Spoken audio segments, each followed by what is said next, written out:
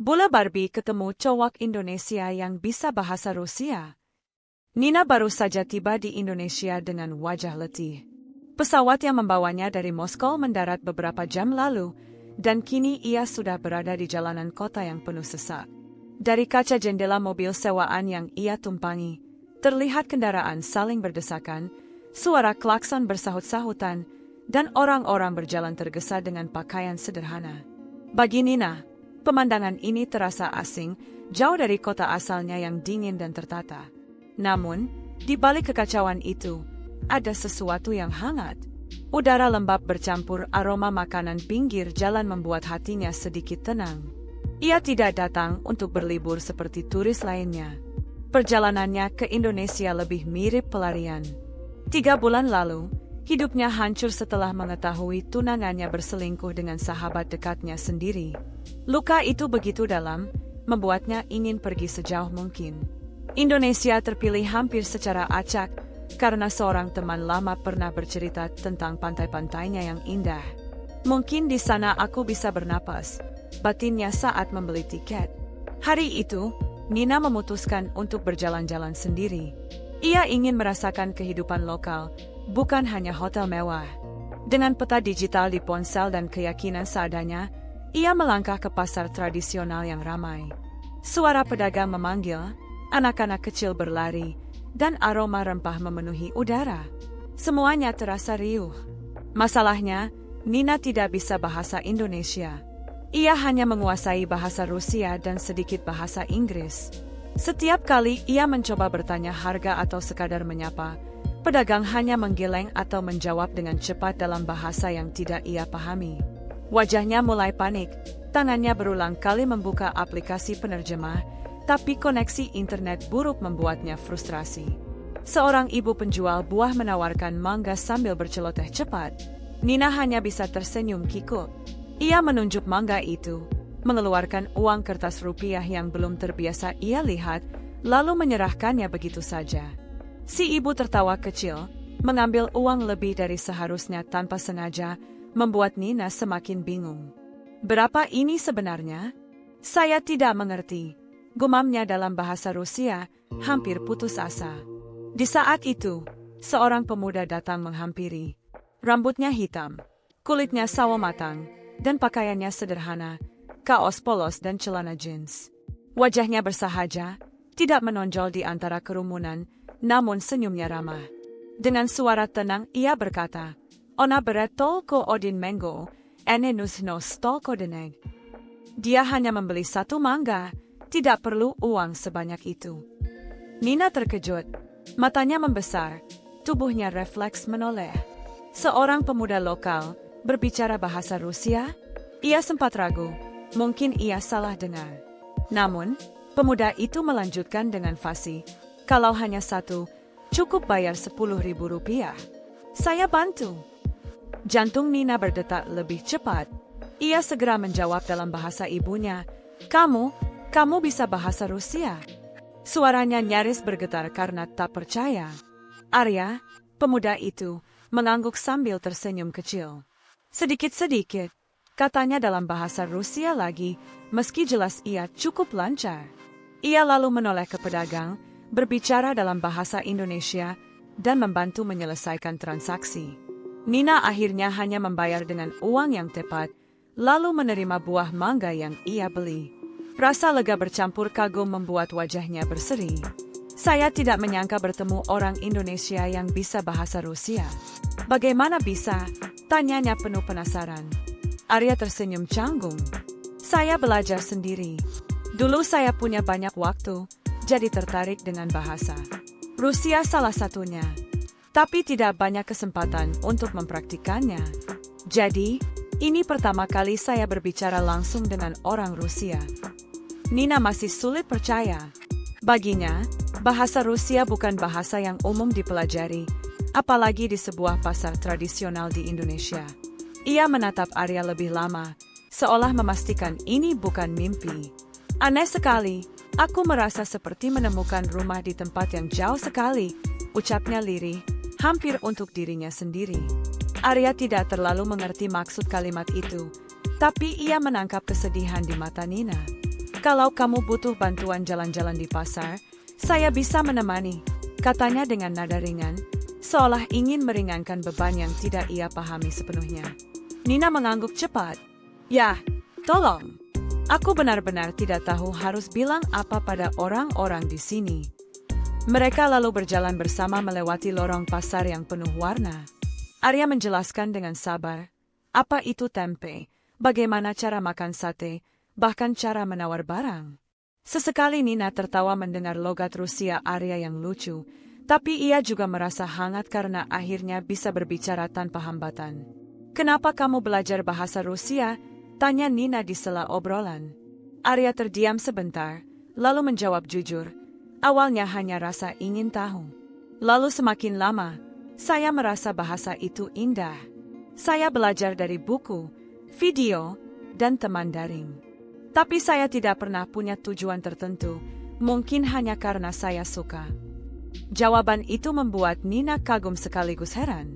Di negaranya, banyak orang bahkan malas mempelajari bahasa sendiri dengan baik. Tapi di sini, ada pemuda sederhana yang rela menghabiskan waktu mempelajari sesuatu yang dianggap sulit hanya karena cinta pada bahasa. Obrolan mereka mengalir, dan tanpa sadar, Nina merasa ringan. Sudah lama ia tidak tertawa tulus sejak kejadian pahit di Moskow.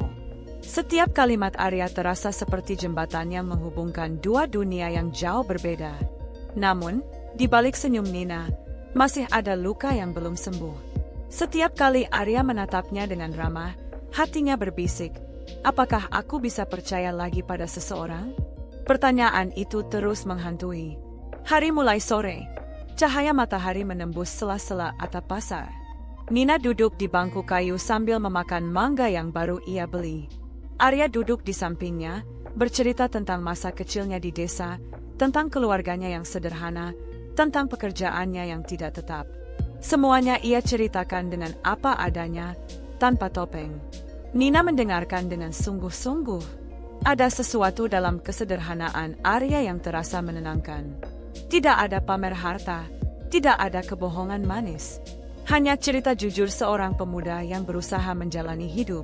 Ketika matahari hampir tenggelam, Nina sadar sudah cukup lama ia bersama Arya. Ia merasa berat untuk berpisah, tapi juga malu mengatakannya. Terima kasih sudah menolongku hari ini, ujarnya dalam bahasa Rusia. Tanpamu, aku mungkin sudah menangis di tengah pasar. Arya tertawa kecil. Jangan berlebihan. Aku hanya kebetulan ada di sana. Nina tersenyum, meski matanya berkaca-kaca. Bukan karena sedih, tapi karena lega. Untuk pertama kalinya setelah sekian lama, ia merasa tidak sendirian. Mereka akhirnya berpisah di tepi jalan, di mana deretan becak dan motor lalu lalang. Nina melambaikan tangan, sementara Arya hanya mengangguk sambil tersenyum. Namun, begitu Nina berjalan menjauh, langkahnya terasa berat. Ada sesuatu dalam dirinya yang berbisik. Pertemuan ini bukan kebetulan. Seperti takdir yang sengaja mempertemukan mereka di pasar yang sederhana, di negara yang begitu jauh dari rumahnya. Mengejutkan baginya, ia merasa ada sesuatu di balik tatapan mata Nina. Sesuatu yang terluka. Malam itu, keduanya terbaring di tempat tidur masing-masing, berjauhan, tapi sama-sama gelisah karena pertemuan yang singkat. Mereka belum tahu. Pertemuan itu hanyalah awal dari perjalanan panjang yang akan mengubah hidup mereka. Di malam itu, di kamar hotelnya, Nina duduk di tepi ranjang sambil menatap mangga yang belum habis ia makan. Wajah Arya muncul dalam pikirannya. Kata-kata, senyum, dan tatapan mata itu terus mengganggu. Ia tidak mengerti kenapa, tapi hatinya terasa hangat sekaligus takut. Apakah aku sudah mulai merasa lagi? Bisiknya dalam bahasa Rusia. Ia menutup mata, mencoba tidur, tapi bayangan Arya tetap menghantuinya. Sementara itu, di rumahnya yang sederhana, Arya juga teringat wajah Nina. Ia masih tidak percaya bisa berbicara dengan orang Rusia langsung, apalagi dengan wanita secantik itu. Tapi yang lebih mengejutkan baginya, hari berikutnya, ia merasa Nina terbangun lebih awal dari biasanya. Matahari baru saja naik, menyinari tirai tipis kamar keduanya terbaring di tempat malam tidur sebelumnya masing-masing. Ia tidak bisa tidur nyenyak karena sama-sama gelisah pertemuannya dengan Arya. Mereka belum tahu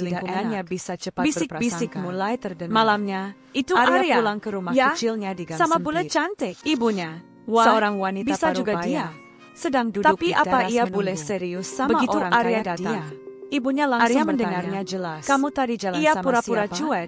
Orang-orang dalam bilang hati lihat ada kamu rasa sama takut. bule. Ia tahu Arya orang-orang di terdiam. lingkungannya bisa Ia tidak cepat tahu berprasangka. harus menjawab apa. Malamnya, Jangan main-main. Arya pulang ke rumah Arya, kecilnya di gang hidupmu sempit. ini sudah susah. Ibunya, Jangan seorang tambah wanita masalah. paruh baya, Kamu sedang pikir duduk di bule teras itu mau menunggu. serius sama kamu? Begitu Arya Mereka datang, hanya main ibunya sebentar langsung lalu bertanya, pergi. ujar Kamu tadi ibunya jalan dengan sama nada siapa? khawatir. Orang-orang Kata-kata bilang itu kamu menusuk sama hati bule. Arya. Arya Ia mencoba terdiam. meyakinkan. Ia tidak Dia tahu orang harus baik, menjawab apa. Bu. Jangan Aku hanya main-main. membantu. Arya, Tidak ada hidupmu yang salah. ini sudah susah. Namun Jangan ibunya tambah tetap masalah. menggeleng.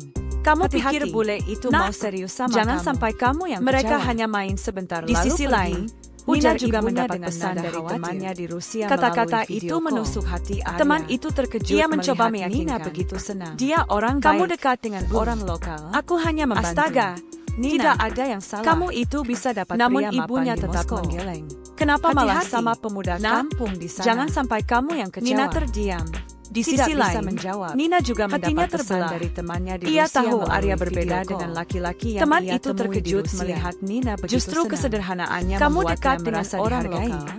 Namun Astaga, kata-kata temannya Nina, mengingatkannya pada kamu realitas. itu bisa dapat pria Mereka mapan di berasal Moskow. dari dunia yang sangat Kenapa malah berbeda. sama pemuda Hari-hari kampung di berikutnya, sana? Nina dan Nina Arya terdiam, tetap sering bertemu. tidak bisa menjawab. Mereka ke pantai, Hatinya ke terbelah. pasar malam. Ia Bahkan tahu Arya sekadar berbeda duduk di dengan pinggir laki-laki jalan yang sambil ia makan temui di gorengan. Rusia. Mereka Justru mulai saling kesederhanaannya bercerita lebih membuatnya dalam. merasa dihargai. Arya menceritakan Namun mimpinya kata-kata yang temannya sederhana, mengingatkannya ingin pada membuka realitas. usaha kecil Mereka agar bisa berasal dari menghidupi dunia yang ibunya sangat dengan lebih berbeda. baik. Hari-hari Nina terharu berikutnya, mendengarnya. Nina dan Arya Di tetap Rusia, sering bertemu. orang selalu berpikir Mereka ke besar. pantai, ke Tapi pasar kamu malam, hanya ingin bahkan membahagiakan sekadar duduk di ibumu. pinggir jalan Itu sambil indah makan sekali. gorengan. Katanya tulus. Mereka mulai saling Namun bercerita semakin lebih dekat, dalam. semakin Arya banyak menceritakan pula rintangan. mimpinya yang sederhana. Arya mulai merasa ingin membuka tekanan usaha dari kecil lingkungannya. agar bisa menghidupi Teman-teman dekatnya ibunya dengan lebih menertawakan. baik. Jangan Nina mimpi terharu terlalu mendengarnya. tinggi. Di Rusia, bule itu orang cuma selalu singgah. berpikir besar. Nanti juga Tapi pulang. kamu hanya ingin membahagiakan Sementara Nina ibumu. terus mendapat pesan Itu indah dari sekali. keluarganya. Katanya tulus. Ibunya di Rusia mendesak Namun semakin agar dekat, ia segera pulang. semakin banyak pula Kamu rintangan. sudah cukup lama di Arya sana. mulai merasa Jangan tekanan bodoh, dari lingkungannya. Nina. Masa Teman-teman depanmu dekatnya ada di sini, menertawakan. bukan Jangan di negeri mimpi jauh terlalu itu. tinggi. Di antara tekanan Bule itu, cuma singgah. mereka hanya bisa Nanti saling juga menatap pulang. dengan rasa cemas. Sementara Mereka Nina tahu terus perasaan mendapat yang pesan tumbuh dari semakin keluarganya. kuat. Ibunya di Tapi mereka Rusia juga tahu mendesak jalan agar ke depan ia penuh segera tantangan. pulang. Malam Kamu sudah itu, cukup lama Nina di berdiri sana. di balkon hotel. Jangan bodoh, menatap Nina. langit gelap penuh Masa bintang. depanmu ada di Arya sini, ada di bawah, bukan di negeri menunggunya jauh itu. dengan motor merahnya. Di antara tekanan Mereka baru itu, saja pulang mereka dari hanya jalan-jalan. bisa saling menatap Tapi dengan tidak rasa ada kata cemas. yang terucap. Mereka tahu Hanya perasaan keheningan, yang tumbuh semakin seolah kuat, masing-masing takut tapi mereka mengakui juga bahwa tahu mereka jalan ke sudah depan mulai penuh jatuh cinta. cinta. Malam Namun itu, jauh di lubuk hati, Nina berdiri di balkon keduanya hotel. sadar, Menatap perasaan langit ini gelap tidak penuh bisa bintang. dipungkiri. Arya ada Meski di bawah, sederhana, menunggunya meski dengan ditentang, motor merahnya. meski penuh risiko, Mereka baru saja ada pulang dari sesuatu yang jalan-jalan. membuat mereka ingin Tapi tidak tetap ada bersama. kata yang terucap. Pertanyaan yang Hanya menggantung keheningan adalah, seolah sampai kapan masing-masing mereka takut bisa mengakui melawan bahwa dunia di mereka sekitar sudah mulai mereka? jatuh cinta. Namun jauh di lubuk hati, keduanya sadar, perasaan ini tidak bisa dipungkiri. Meski sederhana, meski ditentang, meski penuh risiko, ada sesuatu yang membuat mereka ingin tetap bersama. Pertanyaan yang menggantung adalah, sampai kapan mereka bisa melawan dunia di sekitar mereka? Hari-hari Nina di Indonesia semakin terasa berbeda sejak ia sering bertemu Arya. Awalnya, ia hanya ingin berjalan-jalan, melupakan luka masa lalu. Tapi sekarang, ia selalu menantikan pesan singkat dari Arya setiap pagi. Apa hari ini kita ketemu? Atau sekadar, kamu sudah sarapan?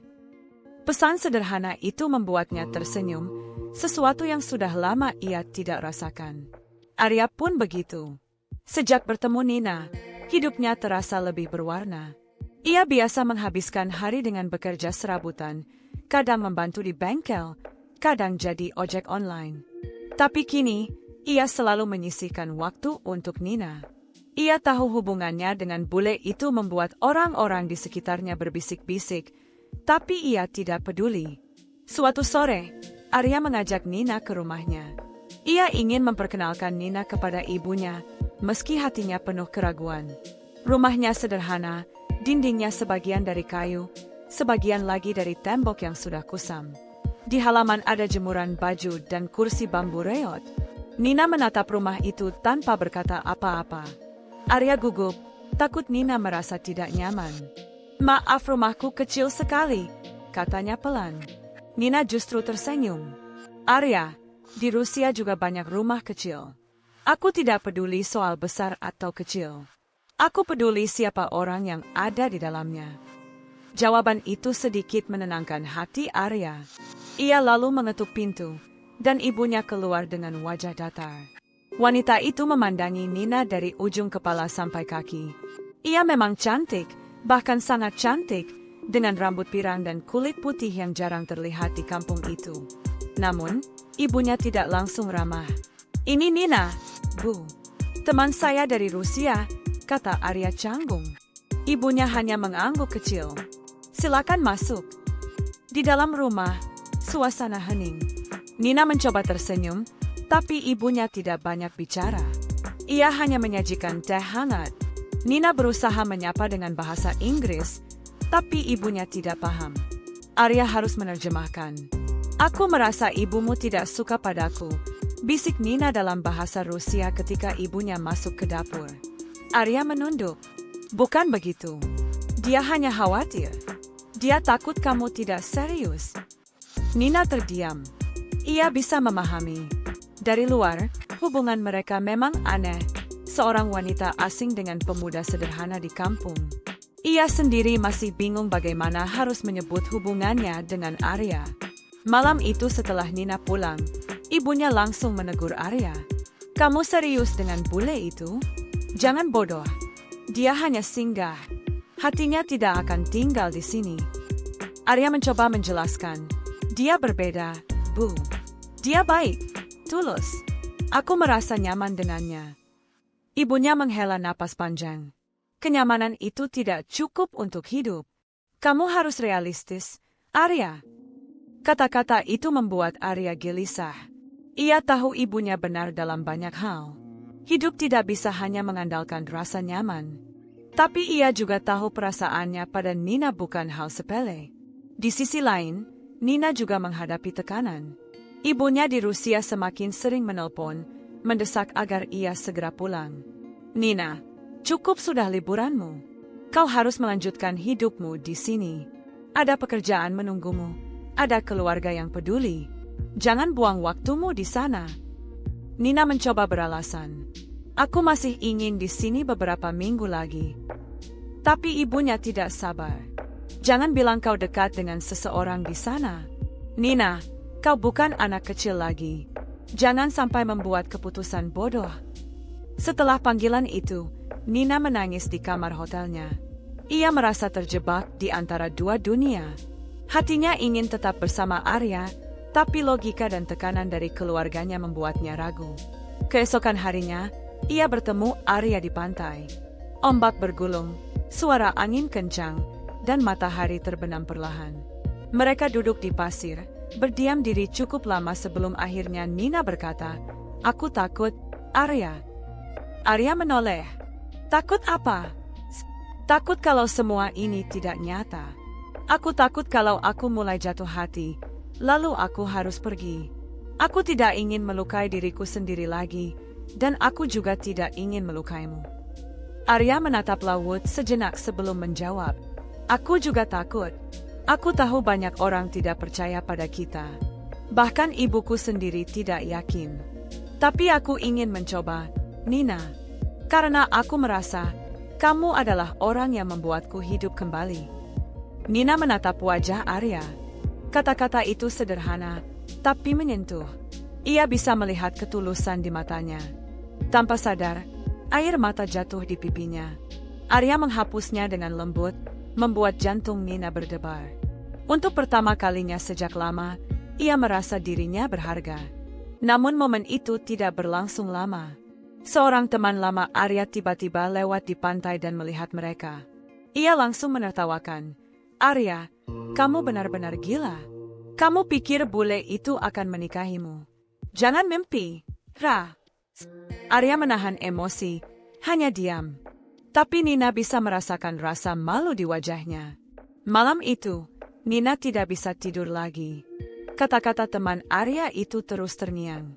Ia sadar jalan mereka penuh rintangan. Ia juga sadar waktunya di Indonesia terbatas. Tapi meski begitu, hatinya semakin yakin satu hal, ia sudah jatuh hati pada Arya. Hari-hari yang awalnya penuh tawa bersama Arya perlahan mulai berubah. Tekanan dari dua sisi semakin jelas terasa. Arya berusaha bersikap biasa saja di depan Nina, tapi di belakang ia harus menghadapi ibunya yang makin keras menentang hubungannya. Suatu malam, Arya pulang lebih larut dari biasanya setelah mengantar Nina. Begitu masuk rumah, ia mendapati ibunya duduk di ruang tengah dengan wajah serius. "Duduk, Arya," ucap ibunya tegas. Arya menurut. Ia tahu pembicaraan ini tidak akan mudah. "Sudah beberapa kali ibu dengar orang ngomongin kamu," kata ibunya. "Kamu jalan sama bule tiap hari. Orang kampung bilang kamu lupa diri. Mereka bilang kamu cuma dipermainkan. Apa kamu tidak malu?" Arya menggenggam tangannya erat. "Bu, aku serius sama dia. Nina bukan perempuan sembarangan. Dia tulus. Tulus." Ibunya menghela napas panjang. "Arya, dengarkan ibu. Bule itu hanya singgah. Cepat atau lambat dia akan pulang ke negaranya. Lalu bagaimana dengan kamu? Kamu tinggal di sini, hidupmu tetap begini-begini saja. Jangan buang waktumu untuk mimpi yang tidak mungkin." Kata-kata itu menusuk hati Arya. Ia ingin membantah, tapi bagian dirinya tahu ibunya punya alasan. Ia hanya bisa menunduk, menahan perasaan. Sementara itu, Nina juga menghadapi masalah di pihaknya. Setiap hari, ibunya di Rusia mengirim pesan atau menelpon. Suara ibunya makin keras, makin memaksa. "Nina, kau harus pulang minggu depan. Tidak ada alasan lagi untuk tinggal di sana. Jangan bilang kau jatuh cinta dengan orang lokal. Itu konyol. Dia tidak bisa memberimu masa depan." Nina mencoba menjelaskan. "Mama, Arya orang baik. Dia membuatku bahagia. Bukankah itu yang penting?" "Tidak," suara ibunya meninggi. "Kebahagiaan tanpa kepastian hanya sementara. Kau lupa siapa dirimu. Kau bisa punya hidup yang layak di sini. Jangan hancurkan masa depanmu karena emosi sesaat." Percakapan itu membuat Nina menangis lama di kamar hotelnya. Ia merasa terjebak antara cinta dan keluarga, antara keinginan hati dan tekanan kenyataan. Beberapa hari kemudian, Arya dan Nina bertemu di sebuah kafe kecil. Nina terlihat murung, wajahnya pucat. Arya langsung menyadari ada sesuatu yang salah. "Ada apa?" tanyanya pelan. Nina menatapnya dengan mata berkaca-kaca. "Arya, keluargaku ingin aku pulang minggu depan." Arya terdiam, dadanya terasa sesak. "Pulang? Minggu depan?" Nina mengangguk. "Mereka tidak mengizinkan aku tinggal lebih lama. Mereka bilang aku bodoh kalau bertahan di sini." Arya mencoba tersenyum, meski hatinya hancur. "Kalau begitu, apa kamu akan pergi?" "Aku tidak tahu," jawab Nina jujur. "Hatiku ingin tetap di sini. Tapi aku juga tidak bisa melawan keluargaku sepenuhnya." Hening sejenak. Hanya suara musik pelan dari kafe yang terdengar. Arya menunduk, lalu berkata, "Ibuku juga tidak setuju dengan kita." Nina menoleh cepat. "Apa? Kenapa?" Arya menelan ludah. "Dia bilang kamu hanya akan singgah. Dia takut aku terluka. Dia tidak percaya hubungan kita bisa bertahan." Wajah Nina langsung pucat. Air matanya jatuh tanpa bisa ditahan. "Jadi, semua orang menentang kita." Arya meraih tangannya. "Nina, dengarkan aku. Aku tidak peduli apa kata orang. Aku hanya tahu satu hal. Aku ingin bersamamu. Aku tidak bisa janji banyak. Aku tidak kaya. Aku tidak punya masa depan besar. Tapi aku punya hati yang tulus untukmu." Nina menatapnya lama, mencari kejujuran di mata Arya. Dan ia menemukannya. Namun rasa takut masih menghantuinya. "Arya, aku juga ingin bersamamu. Tapi bagaimana kalau akhirnya aku harus pergi? Apa kamu tidak akan membenciku?" Arya menggenggam tangannya lebih erat. "Kalau kamu harus pergi, aku tidak akan membencimu. Yang penting aku tahu, untuk saat ini, kamu ada di sini bersamaku." Ucapan itu membuat Nina terisak. Ia memeluk Arya erat, seolah tidak ingin melepaskannya. Hari-hari berikutnya, mereka berusaha memanfaatkan waktu yang tersisa. Mereka pergi ke pantai lagi, naik perahu kecil, bahkan sekadar berjalan di ganggang kecil sambil tertawa.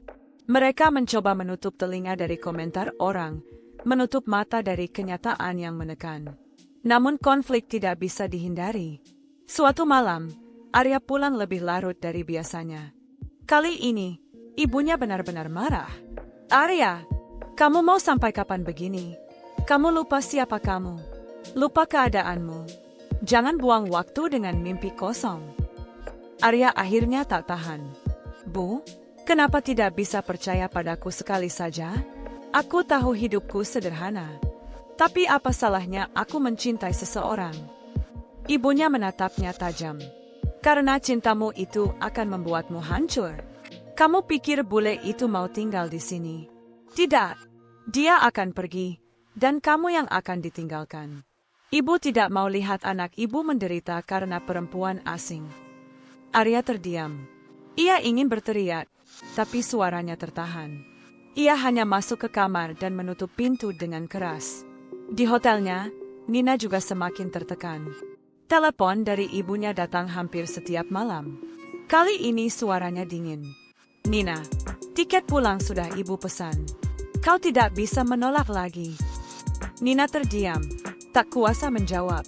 Setelah telepon itu, ia terduduk di lantai kamar, menangis sejadi-jadinya. Hari berikutnya, ia bertemu Arya lagi. Wajahnya sembab, matanya merah.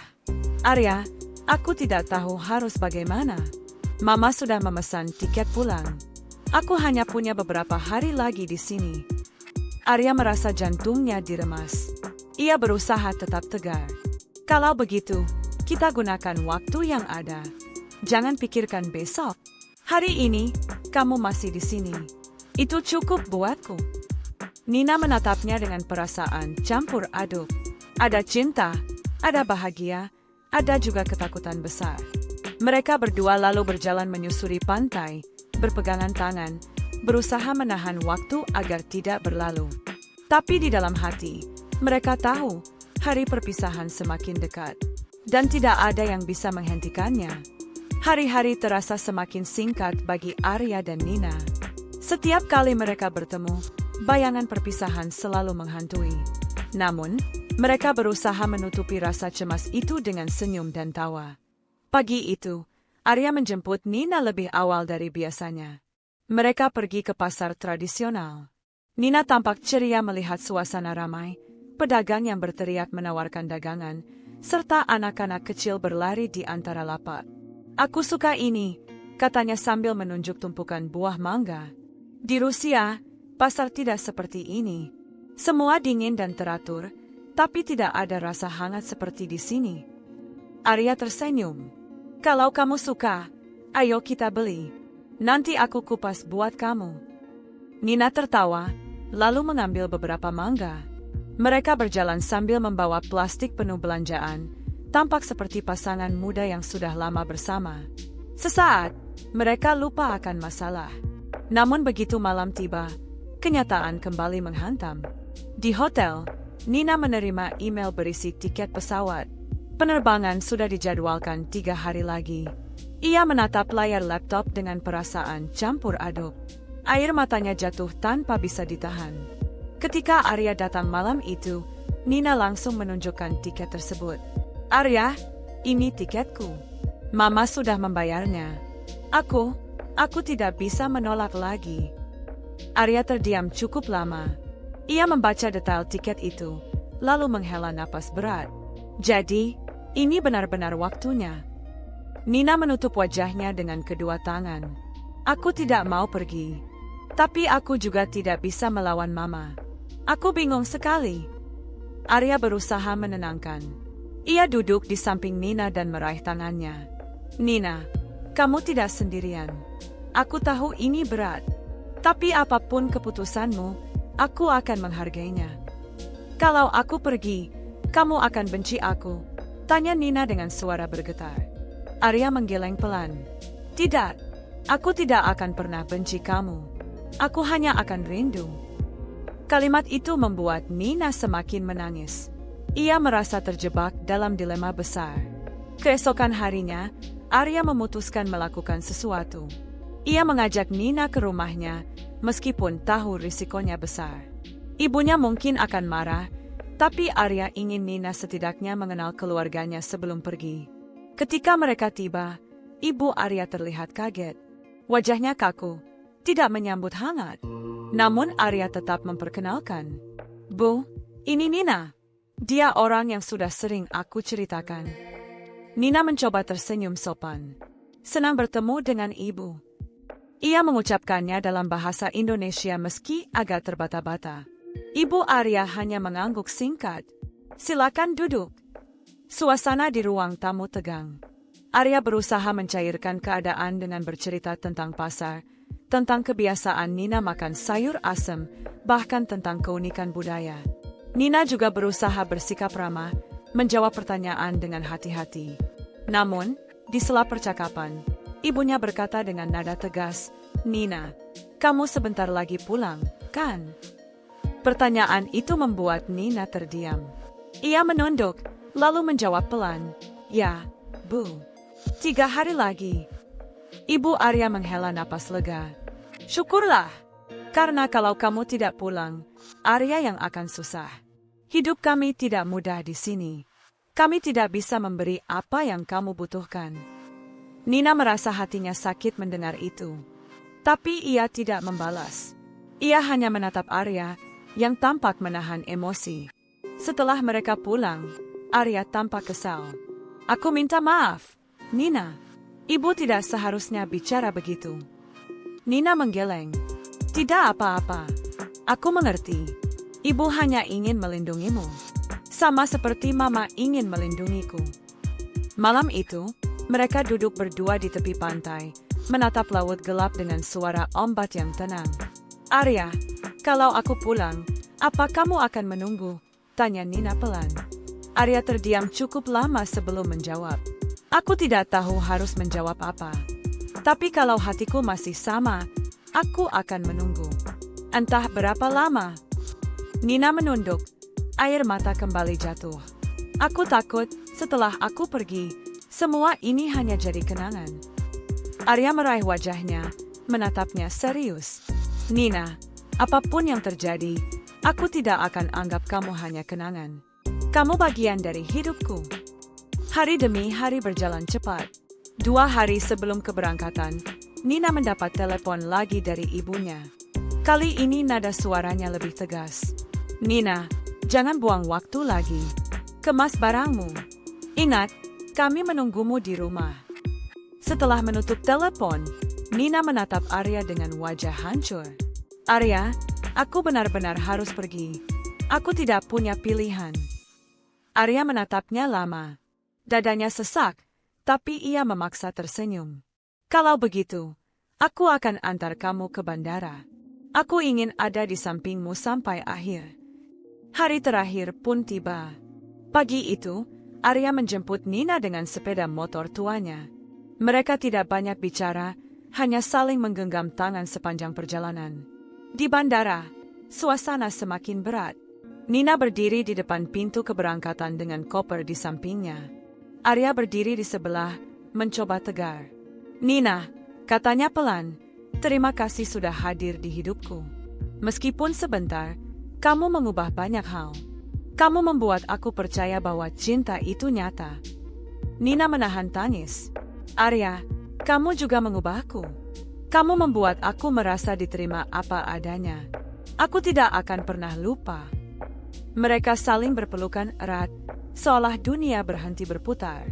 Orang-orang di sekitar mereka lalu lalang, tapi keduanya hanya fokus pada detik terakhir itu. Ketika pengumuman keberangkatan terdengar, Nina terpaksa melepaskan pelukan. Ia menatap Arya sekali lagi. "Jangan lupa aku, ya." Arya mengangguk. "Tidak akan pernah." Dengan langkah berat, Nina berjalan masuk melewati pemeriksaan. Arya berdiri di luar, menatap punggungnya sampai hilang dari pandangan. Air mata akhirnya jatuh di wajah Arya. Ia berdiri lama di sana, sendirian, dengan hati yang hampa. Namun di dalam hatinya, ada secercah harapan kecil. Suatu hari, entah kapan, Mungkin mereka bisa bertemu lagi. Hari-hari setelah kepergian Nina terasa sunyi bagi Arya. Setiap pagi, ia melewati jalan yang biasa mereka lalui bersama. Warung kecil di dekat pasar, kafe tempat mereka sering duduk lama, bahkan pantai yang dulu penuh tawa kini terasa hampa. Semua mengingatkan pada sosok Nina. Arya kembali ke rutinitasnya sebagai penerjemah lepas. Ia mengajar bahasa Rusia untuk beberapa mahasiswa dan tetap menerima pekerjaan terjemahan. Tapi semangatnya tidak seperti dulu. Ada ruang kosong di hatinya yang sulit diisi. Suatu sore, saat ia sedang mengetik di laptop, notifikasi ponselnya berbunyi. Sebuah pesan masuk dari Nina.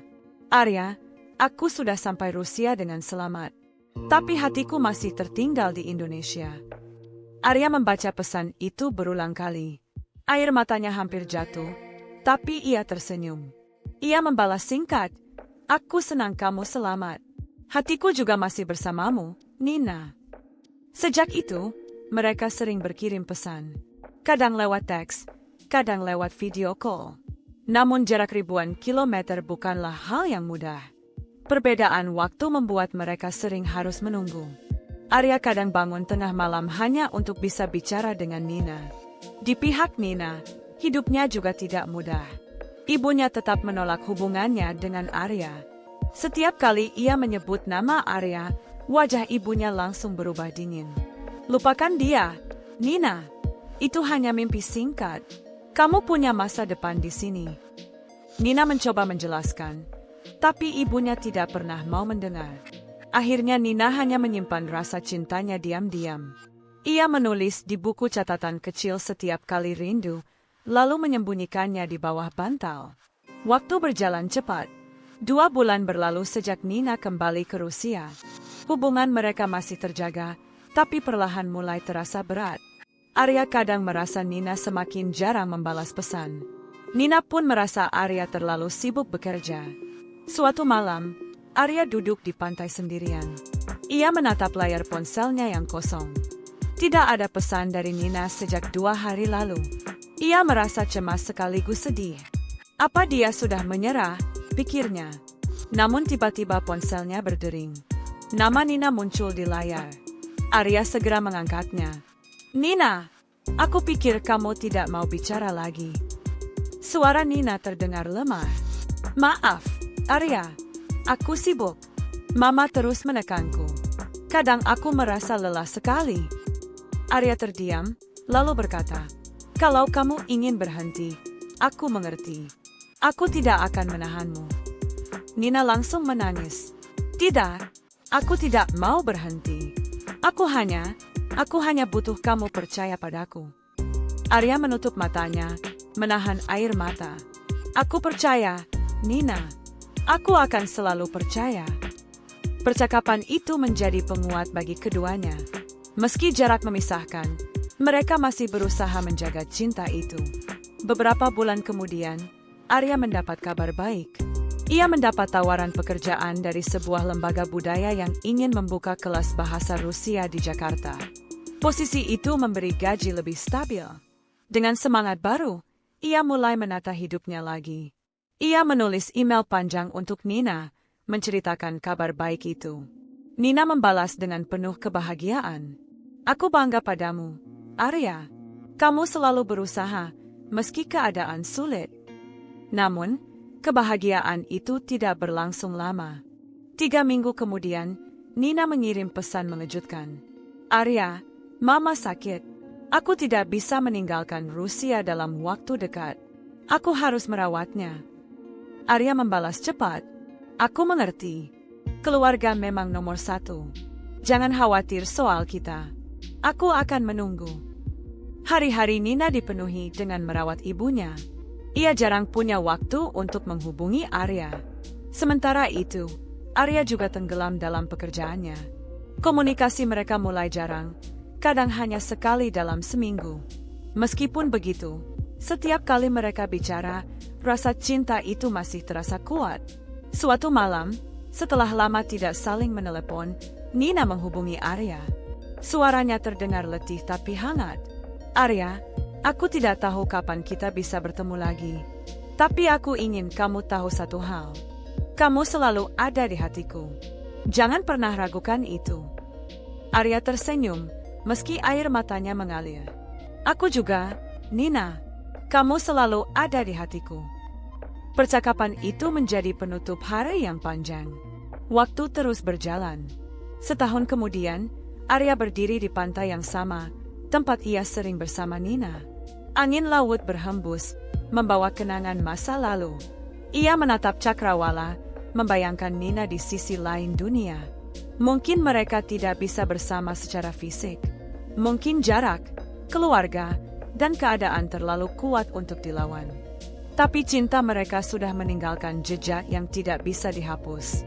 Arya tahu, hidup harus terus berjalan. Ia tidak bisa hanya menunggu tanpa kepastian. Tapi ia juga tahu, pertemuannya dengan Nina bukanlah kebetulan biasa. Itu adalah bagian dari perjalanan hidup yang mengajarkannya arti cinta, kesetiaan, dan pengorbanan. Di Rusia, Nina duduk di dekat jendela kamarnya, memandang salju turun dengan tenang. Ia membuka buku catatannya dan menulis, "Indonesia memberiku sesuatu yang tidak pernah bisa aku lupakan." Namanya Arya. Dia tetap hidup di hatiku, meski jarak memisahkan. Mereka berdua menatap langit malam yang sama, meski dari belahan dunia yang berbeda.